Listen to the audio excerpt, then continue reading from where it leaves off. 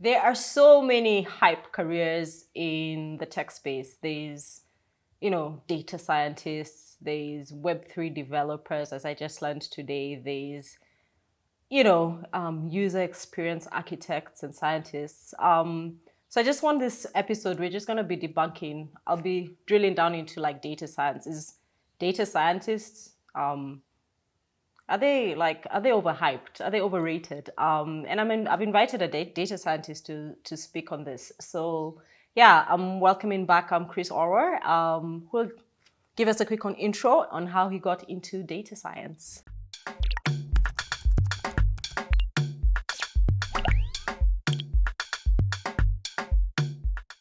How are you? I'm well. Welcome. Thanks a lot. You're a data scientist, right? I am a data scientist. How did you get into data science? I think I got into data science by luck. By luck? Yes. Okay. I did not plan to be a data scientist. I got this from university. And in my fourth year, I got interested in anything that was mathematical and analysis part of it. And I took a class called Advanced AI. Advanced AI. What year was this? Fourth year. Fourth year. University. Okay. At KU. Okay. And so this lecturer came in and said, like, hey, this is class about advanced AI.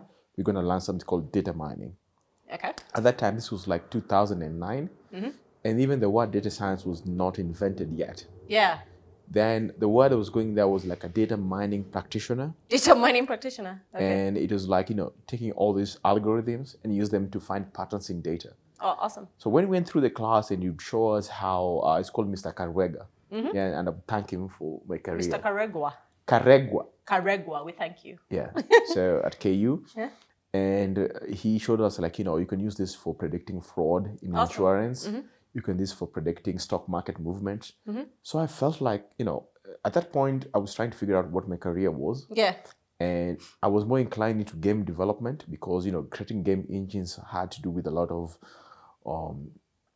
mathematics and, rendering and all that kind of. So I felt I was more inclined to that, but I was like, who will hire me in Kenya? In No Kenya. one, buddy. Then I was like, hold on, this data mining thing sounds very interesting. You're learning about Bayes algorithm, is running about neural networks, we're running about support vector machines. And now we start with the mathematical part to the algorithm to the code that implements it. So my mind was blown. Yeah, I can imagine. In that, then I was like, I feel like I was a god. You are. Data is God these days, right? I can predict anything.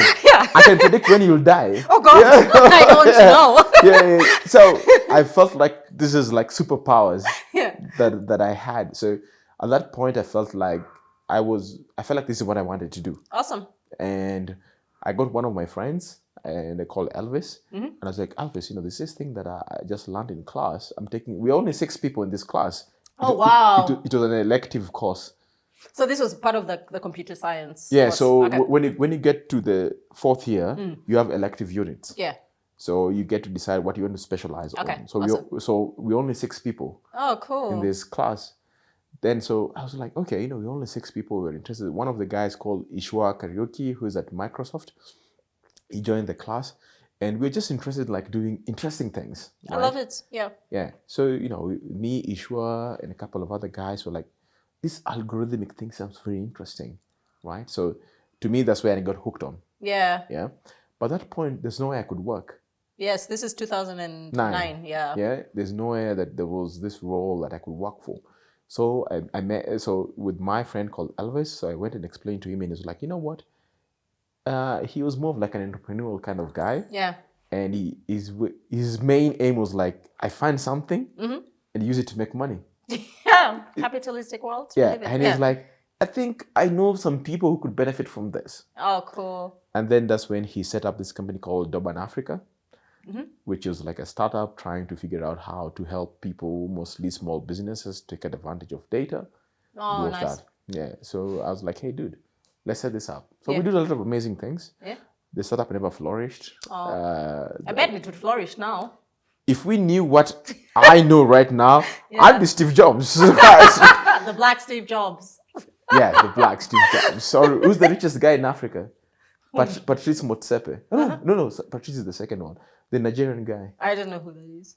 The guy who owns cement companies. Oh, yeah. It will come to us. Yeah. Anyway. So I was like, hey, we could have been, but that aside was that then, we tried this startup thing, then it didn't work out. Then that's when iHub was set up. Oh, yeah. In 2011, I believe so. And so I started interacting with the guys from iHub, like, hey, you guys, I have this skill, I'm willing to help pro bono. Pro bono? Yeah. That's how much you loved it. Yeah. To me, actually, in my own world, I never thought of data science as something I'd use to earn money. Oh, it was supposed to be a hobby. I'm going to be a database administrator, network administrator, or one of those roles. This is what I would do on my free time. Yeah. So I never considered it as a career. Yeah. So I was just willing to learn anything that I would do. So I remember meeting a lady called Angela. Yeah. At iHub. She was at iHub Research. I was like, I'm this guy. I'm just collecting discarded Safaricom scratch cards, but I can tell you the pattern of people in this area consume 100 worth, the scratch card of 100 bob. The guy produces 250. I can tell you where people do this. And she was like, that sounds interesting. I'll introduce you to our head of research called Jessica. Then they're like, this is sounding interesting, but we'll let you know, right? So, I went by about my business, and then, fast forward, I was offered a position as a junior data scientist. Okay. Now, this is from 2009 to, I think this was 2013, when now the word data science was actually came up as a concept in different conferences, and people came up like, okay, a data scientist is a guy who takes data, wrangles the data, and comes up with the insights. Yeah.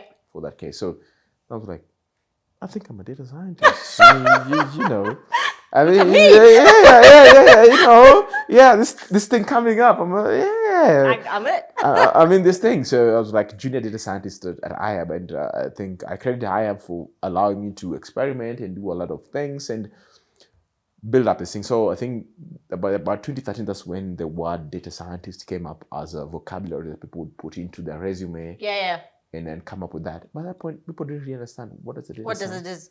I don't know whether people really understand still what it is. Like sometimes I feel, especially like large corporates want this. I want a data scientist, so, and then but anyway, as the way things goes in everything else, the innovation comes from startups, not from corporates. Yeah, startups are like, okay, if you can come mess up with our data and tell us something we don't know, we are willing to take that up. Yeah. But until that matures, corporates will take that up once it's matured. Matured enough, yeah. And like, we understand this thing. How do we define it? What does it cost? Yeah. What does it give us? Yeah.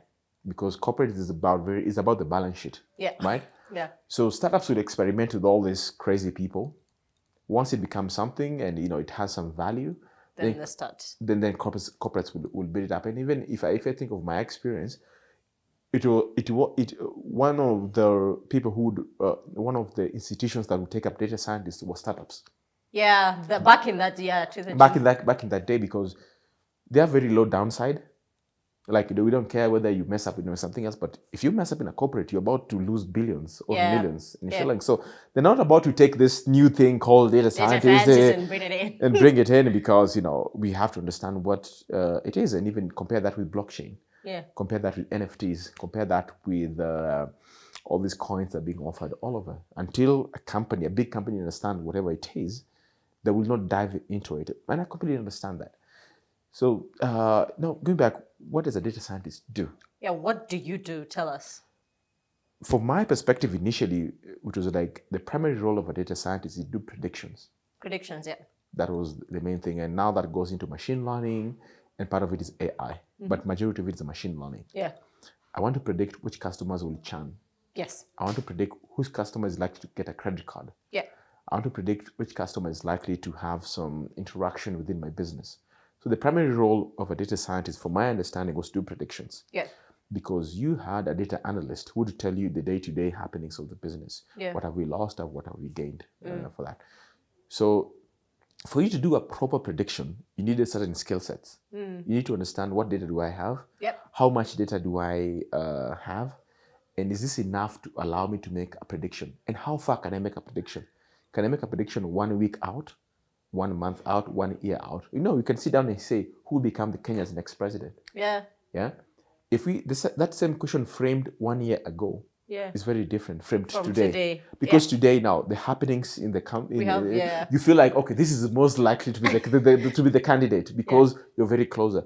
The far back you are, the less you have information to make predictions. If I ask you who will be the president in US in 2050, it's up in the air because that event is very far away.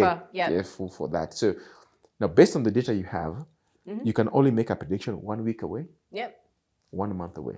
Awesome. For that case. Oh, so you can't do like 5 years from now. No, because there's what we call uncertainty. COVID was uncertainty that no one never know. Now we have monkeypox. Monkeypox is an uncertainty, right? We have the war in Ukraine. Is an uncertainty, right? Economies are crashing. Yes. But so I guess that could have been predicted, right? You can't predict war. Okay, not the war. I'm asking about like the economy crashing and stuff. So what do you say? Like what things that the predictive models never take account of is the uncertainty that comes from war, diseases, natural phenomena like earthquakes, right? Like Fukushima in Japan for that. So because your model doesn't account for that, it doesn't allow you to make a prediction very far in the future.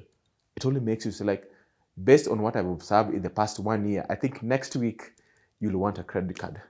That's the thing. So that's the primary role of a data scientist, to look at those predictions. So just to get this right, the primary role is around prediction and machine learning, because I think like, an AI. So, there's does that?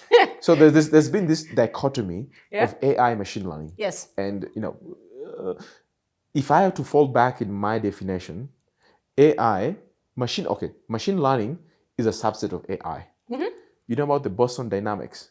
No. This dog, you've ever seen the dog in Boston Dynamics? Is a company that makes a robotic dog that can do so many things. It can run around, it can fetch your errands, it can open a door. Okay. That's AI. Okay, yeah. AI is supposed to mimic how humans behave. For that. For you to allow you to understand how humans behave, you need machine learning. Yes. To understand. But AI takes a much more broader perspective into how human interacts and how we make machines mimic how humans interact for that. So machine learning is a subset of that. Now, do you do machine learning? I do machine learning. I don't do AI. I don't even claim, because I don't even think we have use cases for AI in Kenya. Really? I don't think we do. But there's so many people out there who say they do AI. Everyone can call themselves what they like. No offense to them. But I don't think we have very minimal use cases. When you're doing a credit scoring model. Yeah, that's just predictive modeling. That's machine learning. Yes. When you're trying to understand, what the interest rates would be in the next month, that's machine learning. AI takes into account what is perception. How do humans perceive things? How do we perceive color? How do we understand our surrounding? So you break away from the algorithms and look at the holistic part, how about humans work. That's why Boston Dynamics can create that dog, which I think the US Army is trying to use it to defuse bombs and replace it with the German Shepherds and etc. Because now they understand the holistic part. Machine learning is just a way of solving a problem for that. So what we do majorly in this country, I think, is machine learning. Yeah, I got you. And I completely agree with you. Yeah. I know you've mentioned you've worked in startup, and then, we got to interact at a bank. Which you're my boss. Just say you're my boss. I was your boss. Just make it easy. Say you're my boss. I fired you, which I did not fire you, but that's a story for another day. Okay. Yes, we interacted in the bank, and I know like you had a lot of challenges with the type of work that you were given. Yeah. So I just want us to talk through startup world, corporate world, like where did you feel like, hey, I was actually adding value and making a difference? So I love the startup world because it's like the wild west of it's wild innovation. Yeah. You can do anything, you can test anything, you can try anything. Majority of them will fail. Some of them will be useful for that. Now, when you come to corporate, and especially banking, one of the reasons, and not even to blame the banks, I think if you look at all industries, the most regulated industry is the healthcare industry, followed by banking, right? Because in banks, they're utilizing other people's deposits. Yeah. So you cannot start experimenting with other people's deposits and trying to do things. Let me put this in like Luna coin or something. Yeah. Yeah, we're going to experiment in this dog coin, and then you lose half of your portfolio. Yeah. And then it gets very crazy. So banking is a highly regulated environment, and the number of use cases you can exploit are very few. Yeah. And even as a very basic thing, like I want to test out if this SMS is better than the other. You have to go to a regulator who says that your SMSs are okay. Yeah. And even banks are not just regulated with CBK. Yeah. If you're sending out SMSs, that's betting control and licensing board, because now they get into that realm, like what product are you offering? Yeah. So the amount of regulations in banking makes it very hard to experiment. And innovate. And innovate in that. Most banking companies, they prefer someone to innovate and then they buy that innovation. Yeah. So banking does not provide that environment where you can innovate for that case. So you feel restricted in what you're about to do. In the startup world, I'd wake up in the morning, I dreamt about an idea. I tell my team, let's try this out. It fails, we are okay. We go back and hit some beers. Yeah. See, that failed. Then tomorrow we come up with another idea, we try it out, because the primary role of a startup is to find a business model. Yeah. That's the primary role of a startup. Try this, try that, try that. That works, that's going to scale, make the money. Yeah. Once you've had that business model, then you have to scale it up. Yes. Right? Then once you scale it and you get to a point where you're profitable, then you become a corporate. That's what you become, because you figured out how to make money. Yeah. That's the essence of it. But because of regulation, because of the environment that we work in, data science does not lend itself very well to corporates. You can use data science to optimize this. You can use it to do a little bit of that. But where you can have a very big leeway is in the startup world. Yeah. Because I'm running an A/B test today. Tomorrow I'm predicting this. Does it work or not? But you're not caring about the consequences of that, because either your market share is very small, or your customer base is very small, or the downside is very low. But if you have a bank that has presence in 5 countries and you're trying to test out something, you have to think about the downside. Yeah. So it doesn't lend itself very well to all these experiments that data science offers. Okay, interesting. It's an interesting thing that you bring. So how do we?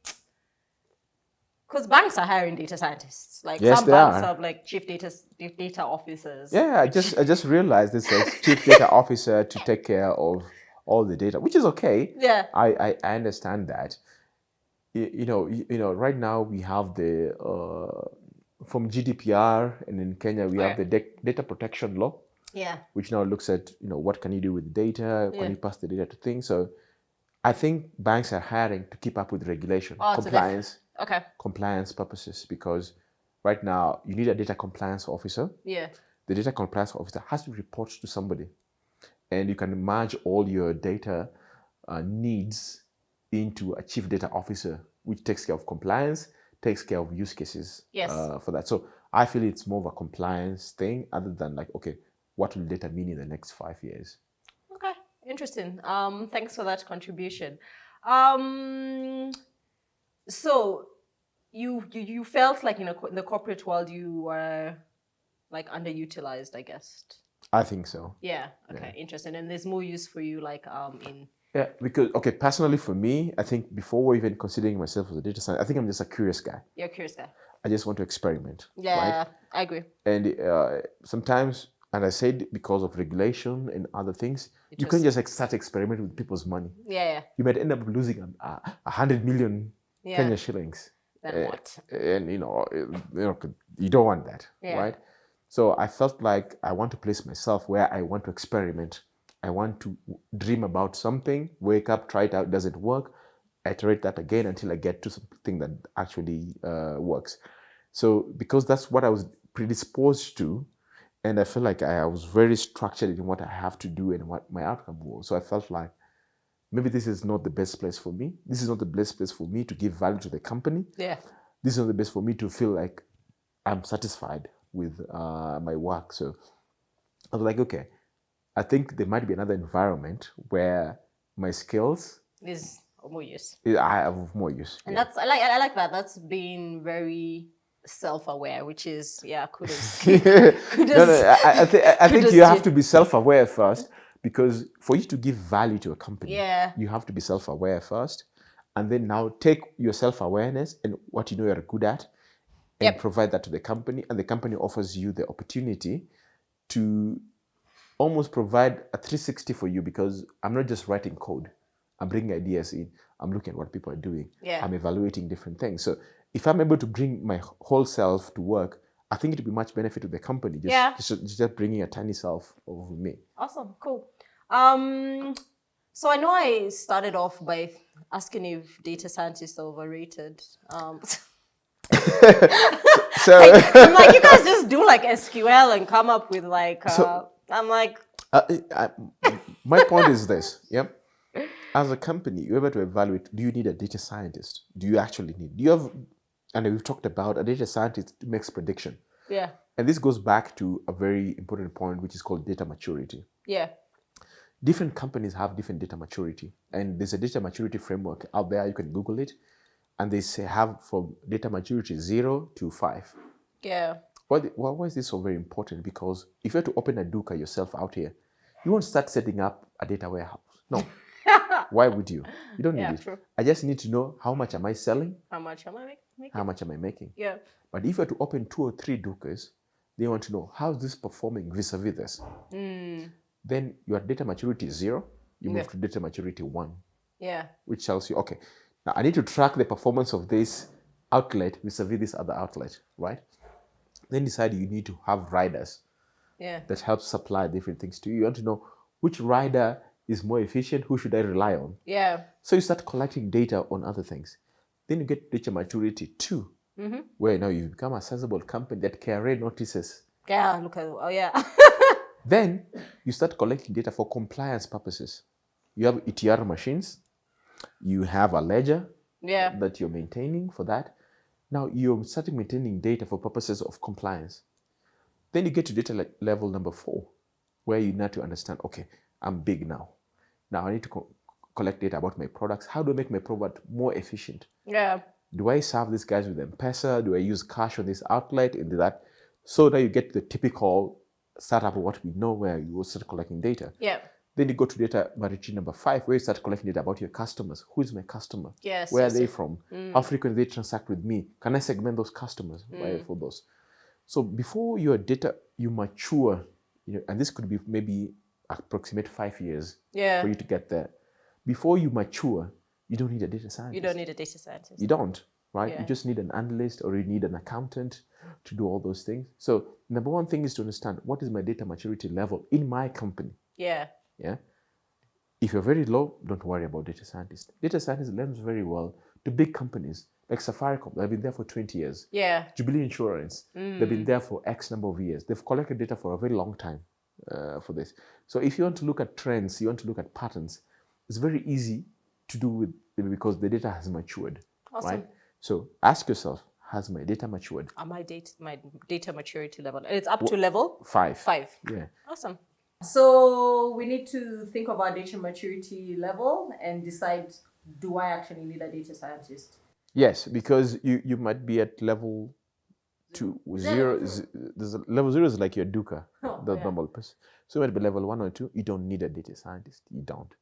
And if you hire one, you're going to struggle to let the data scientist show value for that. So I think number 1, you have to figure out where data maturity levels is. Then number 2, which is most important, is like, what are your pain points in a business?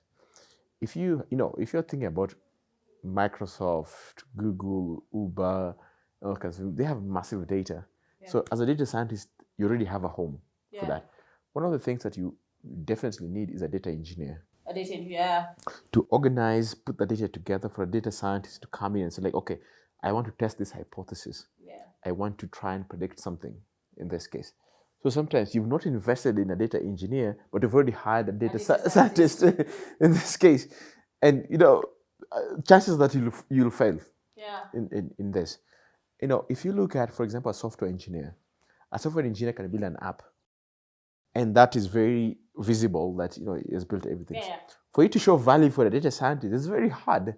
Yeah, I can imagine. Yeah. Because sometimes you're trying to make a prediction, and that prediction will only come true after 3 months. Yeah. So your results are not immediate.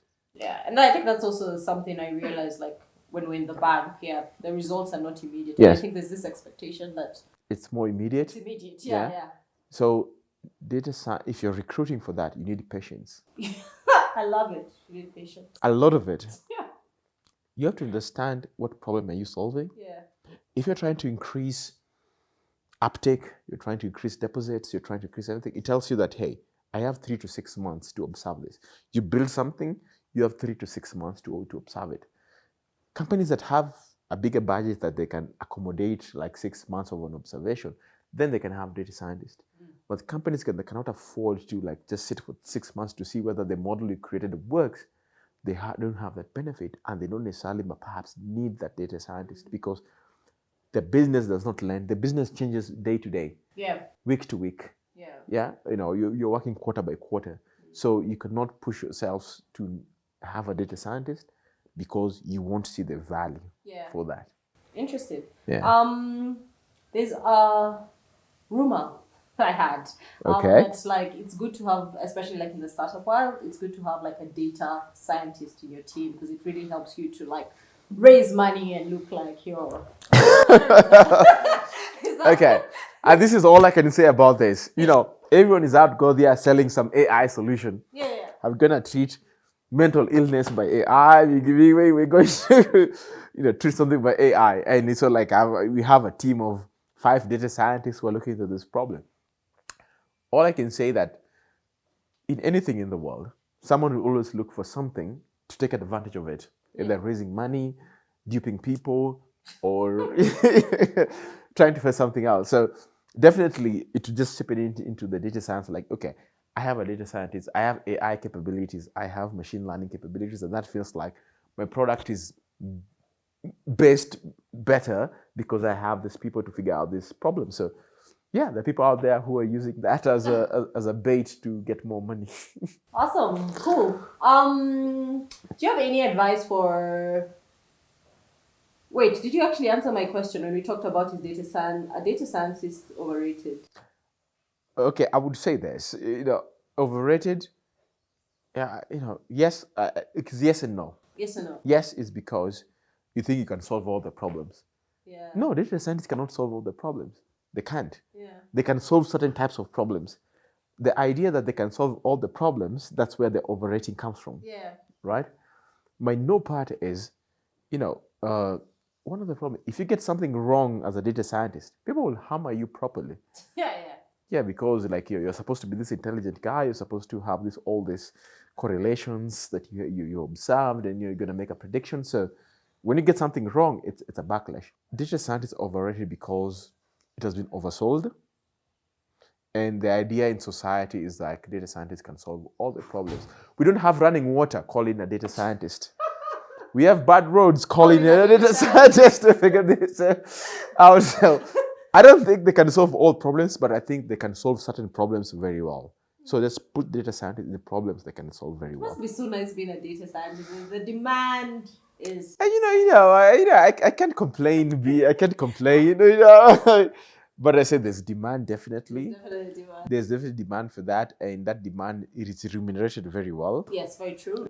For that case, because businesses have pain points, and you come in with an idea that I can solve this.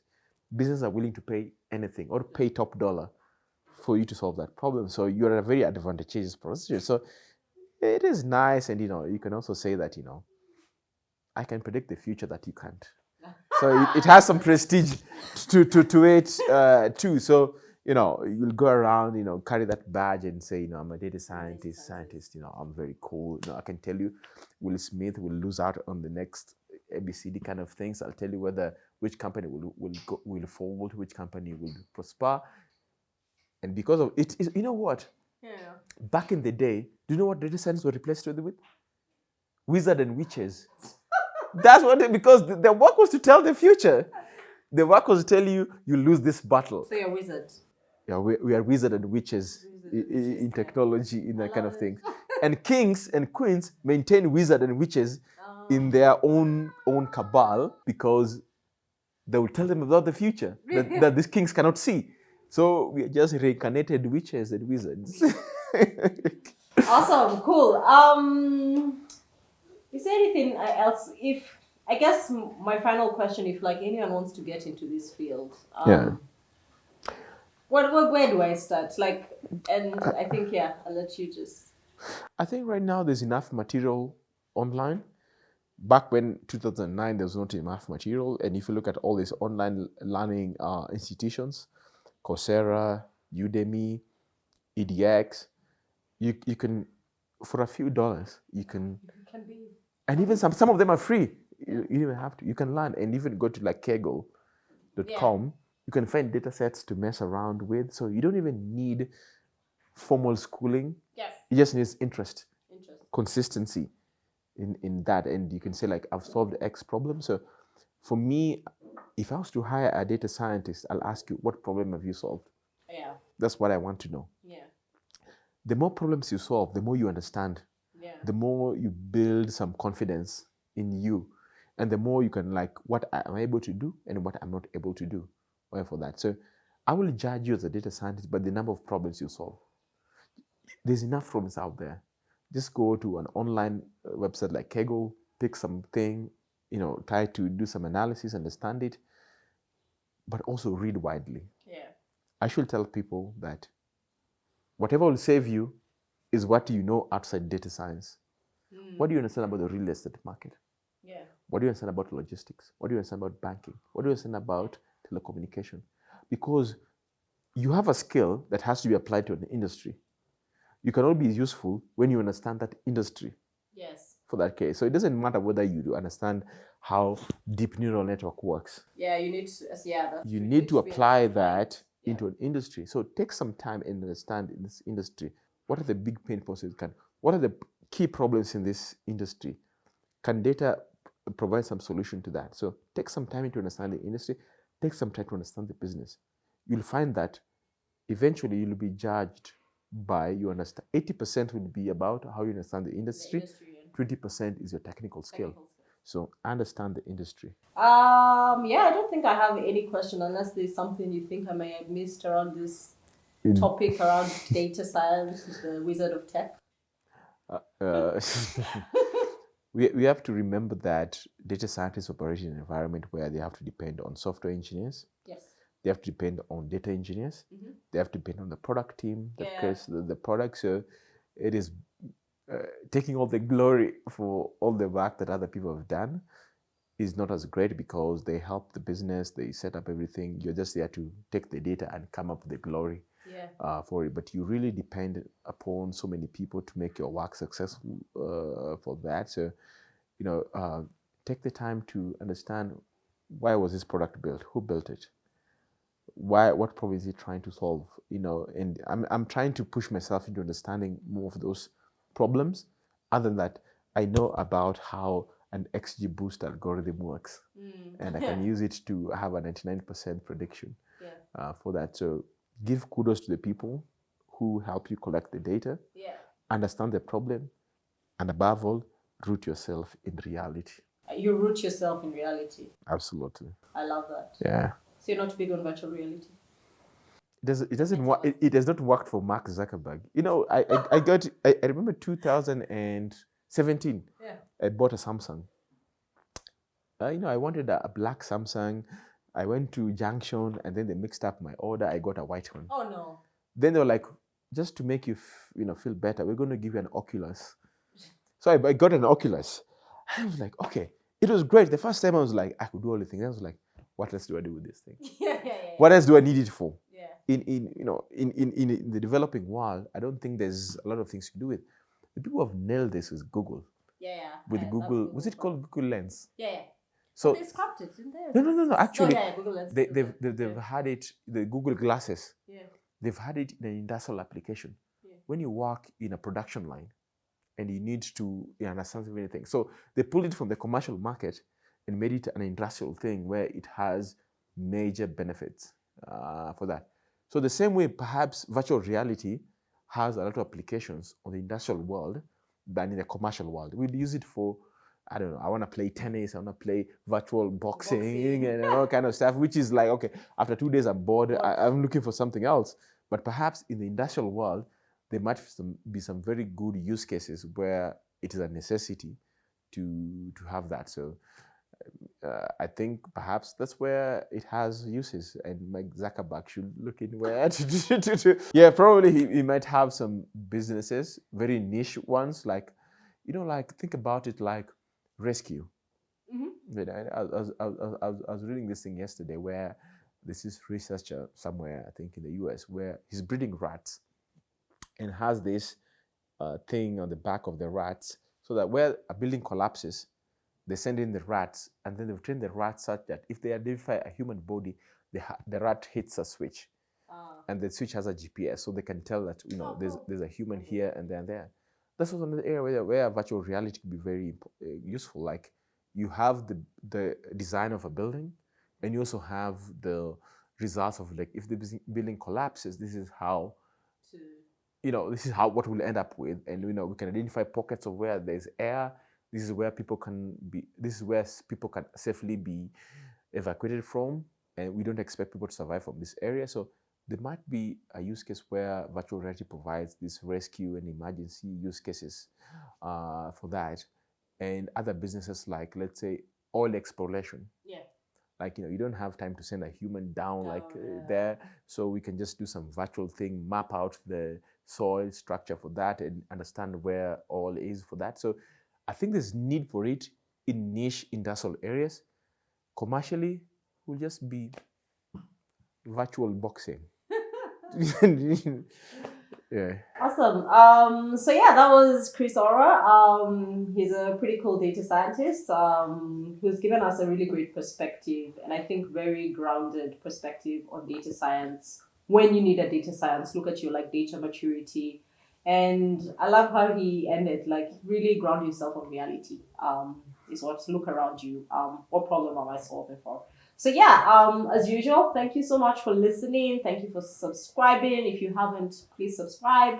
Subscriptions are free. And yeah, until next time, ciao. Bye. Hit that button, subscribe.